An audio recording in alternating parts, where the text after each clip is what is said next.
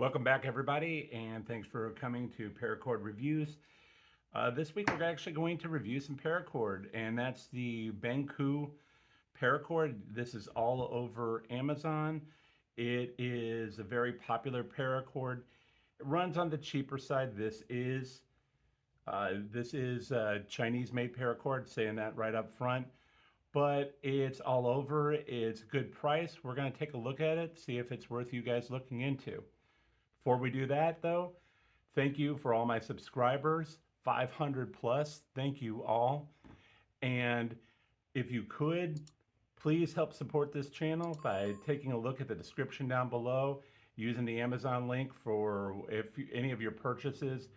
All that money goes back to help support this channel. I am not sponsored, and I do not get YouTube ad revenue. So that helps me purchase things like this and other things to try out just for you guys.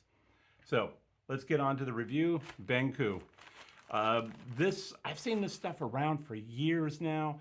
They make kits. They make where you can buy like 25 feet of this and some clasp and various things. Never tried it though. It always looked cheap, but talking on some of the forums, on some of the Reddit boards, some other people have used it. They use it for some of the paracord that they make for bracelets for people. So I thought, what the heck, let's give it a look-see. So this is exactly how it came. Once again, got it from Amazon. Says made in China. This is 100 feet of, now they say it's 850 pound. When I bought it, I was looking for type 3 paracord, so this is what it came for.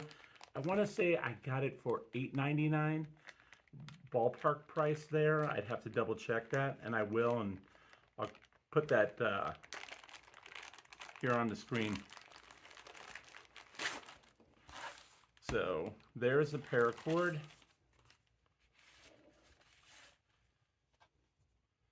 So they have a thing, $5 off your next purchase, but you got to go through their website.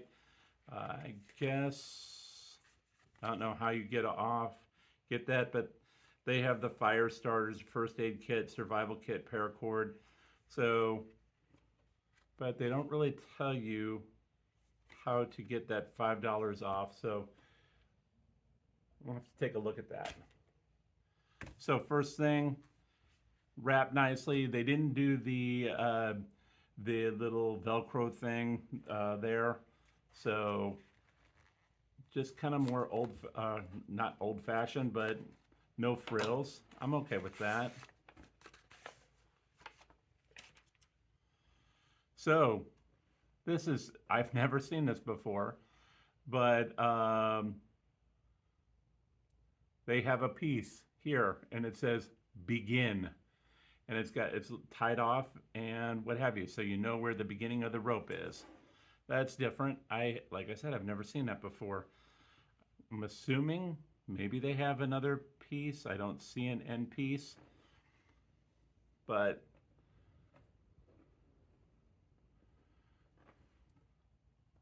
so initial feel, thoughts, it feels very full.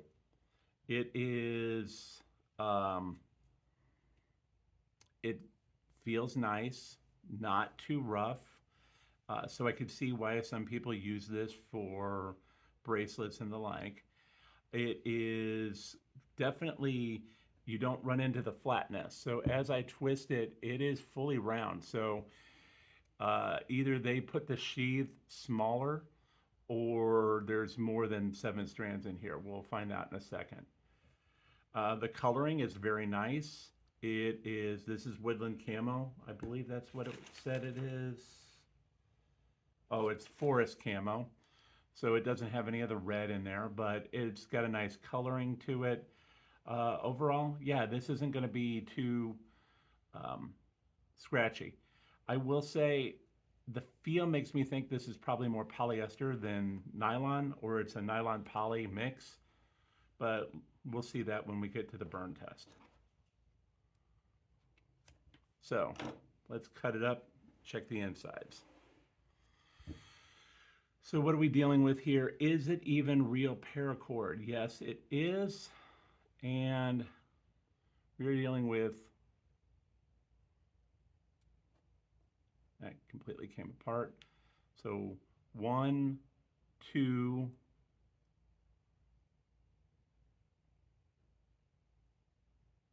3, 4, 5, 6, 7, 8, 9, 10, 11, 12 strands. So that would explain why it felt very full in here. These strands each are, they're consistent. So the sizing is consistent, unlike some of the stuff I recently saw where there was not consistency. I believe that was the Fishland. This is consistent, which is good. So this theoretically could hold more than 550. This says 850, so possibly. And that wouldn't put it into type 4 range, I believe, but pretty close. Now, let's find out if it is real paracord or not.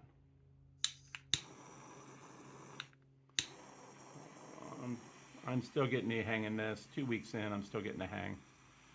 Okay, immediately we're getting black flame or black on here. So yeah, that's definitely polyester. Because black, if it blackens up like that, even with the lightest bit, that is almost a universal polyester sign. So we are not dealing with true nylon.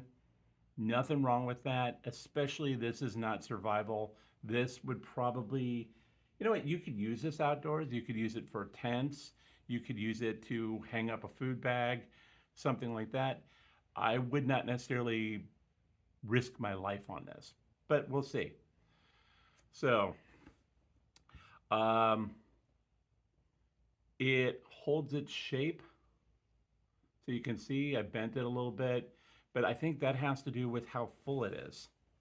Now, because it is been wrapped like this, as I'm getting through it, it is, it's not as bad. So, but let's go ahead and make a bracelet and see how that turns out. So we'll be right back. So we're still early on here, but something I just saw as I was kind of straightening the line out, this right here is where the actual innards are. This stuff has a ton of stretch to it. And I know it's supposed to have sun, but, and that's a sign of the polyester usually. This has so much stretch that on a roughly 7 to 8 foot piece, when I just went through and did like this, just to kind of get any kinks out, that's how much it stretched out this nylon piece. So I'll have to say that's a knock against them, because I don't know then if that means I'm really getting 100 feet of paracord or not. So let's see how the bracelet comes out, and I'll be right back. So I'm done, and this is what it looks like. So I got a little shorted because, one, not only did I lose some, you know, what is that, 2-3 inches there, but also because it's thicker, it takes more to wrap around, so you're using more length per wrap, if that makes sense. So for comparison, this is a tough grid, and I used 8 foot with that. Same 8 foot with the Bengku.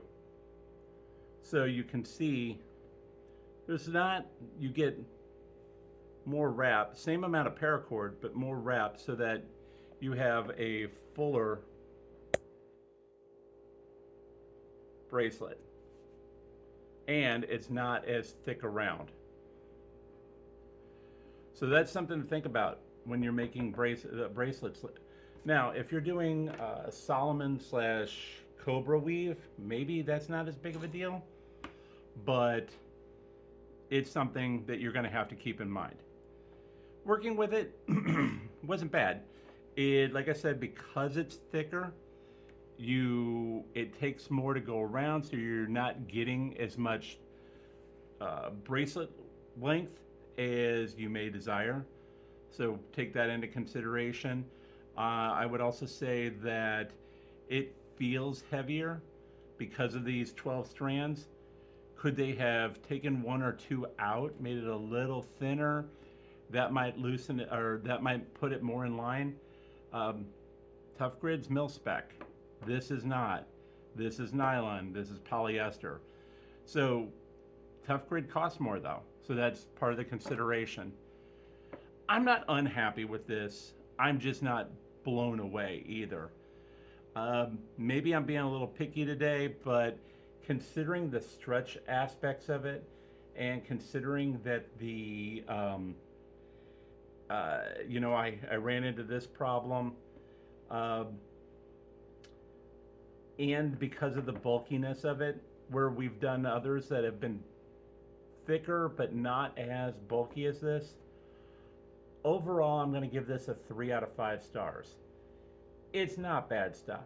And you know what? If it's on special, if you got a coupon or anything like that, it's totally worth doing. It's totally worth picking up because you can use it. As I said, I would not doubt this would hold for a tent pole. You could use it for a food bag, hoisting that up over a tree limb. You could use it for a clothesline, anything along those lines, any type of support, something like that. I would not necessarily want to use this for one of my survivalist bracelets or a survivalist belt, but for day-to-day use, even for a bracelet, it wouldn't be bad. So give it a look. It's all over Amazon, and prices vary. But that's it for this week. Until next time, keep paracording. Later.